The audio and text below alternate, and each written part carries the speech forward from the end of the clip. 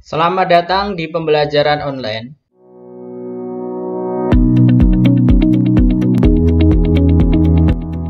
Pada kesempatan ini kita akan melanjutkan kuliah ilmu alamiah dasar, yaitu kita akan membahas tentang materi dan energi. Materi merupakan sesuatu yang memiliki massa dan mempunyai volume. Kemudian wujud dari materi atau zat ini ada tiga. Yang pertama berwujud padat, kemudian berwujud cair, kemudian berwujud gas. Selanjutnya massa adalah banyaknya materi yang terkandung dalam zat. Massa suatu benda selalu tetap dimanapun benda itu berada. Jadi massa suatu benda itu, baik benda itu di bumi maupun dibawa ke bulan, maka massa suatu benda itu akan tetap sama.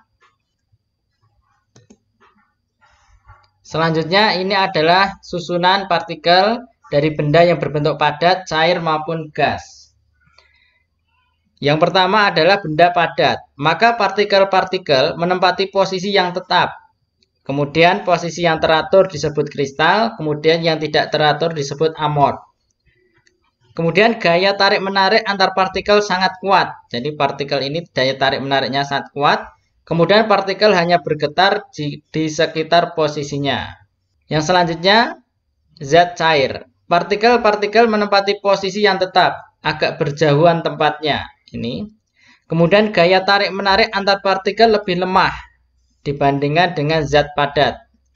Partikel bergerak lincah, dapat berpindah tempat. Selanjutnya, yang bentuk gas, jarak antar partikel berubah-ubah. Kemudian gaya tarik-menarik antar partikel juga sangat lemah, hampir tidak ada daya tarik-menarik. Kemudian partikel bergerak sangat lincah, dapat berpindah tempat. Jadi ini adalah susunan partikel pada benda padat, kemudian ini benda cair, ini adalah benda gas. Berat adalah ukuran gaya gravitasi bumi terhadap benda. Jadi kalau pertama tadi kita membahas massa dari suatu benda itu adalah tetap, baik benda itu di bumi maupun benda itu misalnya dibawa ke bulan. Tapi berbeda dengan berat. Berat suatu benda itu tentu bisa berubah. Berat adalah ukuran gaya gravitasi bumi terhadap benda. Besarnya berat suatu benda dipengaruhi oleh gravitasi bumi. Gravitasi di setiap tempat di bumi berbeda-beda. Makin jauh dari bumi, gravitasinya makin kecil. Hubungan antara massa dan berat dinyatakan dengan W, ini adalah berat benda, M kali G. Massa benda kali G percepatan gravitasi. Jadi ini adalah W berat. Maka suatu benda dengan massa yang sama, kalau gravitasinya berbeda, maka akan memiliki berat yang berbeda. Misalnya massanya 2, gravitasinya 10, tentu beratnya menjadi 20. Tapi kalau massanya 2, gravitasinya misalnya 20, maka beratnya menjadi 40. Padahal massanya sama, berbeda hanya pada gravitasi. Selanjutnya kita akan membahas klasifikasi zat. Jadi zat ini dapat diklasifikasikan menjadi zat homogen, kemudian zat heterogen. Kalau homogen, susunan dan sifat-sifatnya sama di setiap bagian. Contohnya air, larutan gula, emas murni. Jadi kalau kita melihat air, kemudian larutan gula atau emas murni itu adalah zat yang homogen. Kemudian ada zat yang heterogen. Susunan dan sifat-sifatnya tidak sama. Misalnya campuran semen, tanah. Selanjutnya, zat yang homogen, ini bisa kita klasifikasikan menjadi zat murni, kemudian ada campuran. Kalau zat murni, zat homogen yang tidak dapat diuraikan menjadi zat yang lain yang sederhana dengan cara fisika. Misalnya air murni atau emas murni. Itu kalau diuraikan lagi menjadi zat lain itu sudah tidak bisa, karena itu merupakan zat murni. Kemudian ada zat campuran. Zat dapat dipisahkan menjadi komponennya dengan cara fisika, misalnya campuran air dan tanah. Ini bisa diuraikan kembali. Zat murni ini dikelompokkan menjadi unsur, kemudian juga ada senyawa. Zat murni yang tidak dapat diuraikan menjadi zat lain dengan cara kimia, itu disebut sebagai unsur. Misalnya belerang, atau karbon, atau hidrogen, atau nitrogen. Ini adalah unsur, karena sudah tidak bisa diuraikan menjadi zat lain. Berbeda dengan senyawa, zat murni yang dapat diuraikan menjadi zat lain yang lebih sederhana dengan cara kimia. Jadi misalnya senyawa gula, kemudian garam dapur NaCl itu garam dapur kan NaCl itu bisa diuraikan lagi kemudian menjadi misalnya menjadi natrium kemudian menjadi klorida. Selanjutnya adalah unsur. Unsur ini ada unsur logam, ada non logam, ada metaloid. Kalau unsur logam itu konduktor menghantarkan panas itu misalnya Fe, Cu, dan Au. Non-logam itu bisa belerang, hidrogen, oksigen, atau misalnya kalau zat selanjutnya metaloid atau semikonduktor, ada Si, ada As. Selanjutnya senyawa. Senyawa ini dapat dibedakan menjadi dua, ada senyawa organik, yaitu mengandung unsur karbon, seperti halnya gula, protein, dan lemak. Kemudian juga ada senyawa anorganik, tidak mengandung unsur karbon, misalnya pada air, kemudian asam sulfat, dan garam dapur. Selanjutnya energi.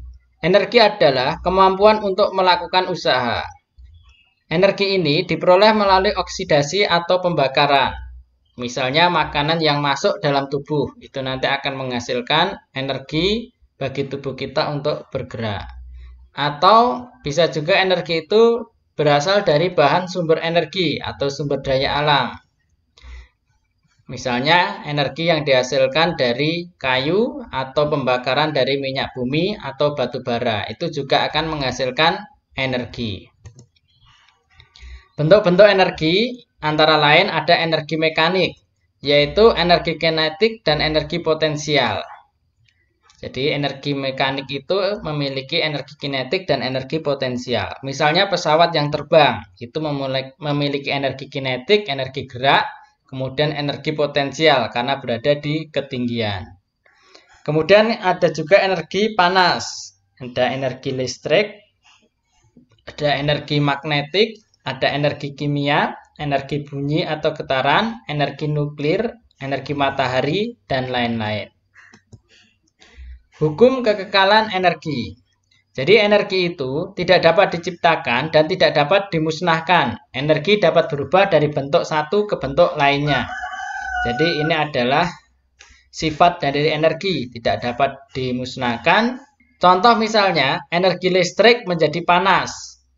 Kita misalnya melihat kompor listrik. Jadi misalnya kompor itu kita hubungkan dengan listrik, maka kompor akan menghasilkan panas. Misalnya energi listrik menjadi cahaya. Jadi dari listrik kita bisa menyalakan lampu. Itu perubahan energi listrik menjadi cahaya. Kemudian perubahan energi kimia berubah menjadi energi listrik. Misalnya aki, kita bisa melihat bahwa itu terjadi perubahan energi kimia menjadi energi listrik. Energi kimia menjadi energi cahaya. Misalnya ketika kita membakar lilin, itu perubahan energi kimia menjadi energi cahaya. Selanjutnya energi mekanik. Energi mekanis adalah hasil penjumlahan energi potensial dan energi kinetik. Jadi energi potensial adalah energi yang dimiliki suatu benda karena kedudukannya. Misalnya buah mangga yang berada di pohon itu memiliki energi potensial karena benda itu memiliki kedudukan berada di ketinggian. Maka rumus dari energi potensial, massa benda, percepatan gravitasi dibagi ketinggian benda. Jadi benda itu berada di berapa? Jadi tinggi benda itu berapa? Maka ini nanti akan ketemu energi potensial. Jadi ini ilustrasinya. Jadi kalau bola ini kalau dipegang seperti ini dia memiliki energi potensial. Jadi rumus energi potensial tadi adalah massa benda, kemudian dikali gravitasi, kemudian dikali ketinggiannya ini. Karena dia memiliki ketinggian, maka dia memiliki energi potensial. Kemudian ketika bola ini dijatuhkan, maka energi potensial berubah menjadi energi kinetik. Selanjutnya energi kinetik atau gerak. yaitu energi yang dimiliki suatu benda karena geraknya.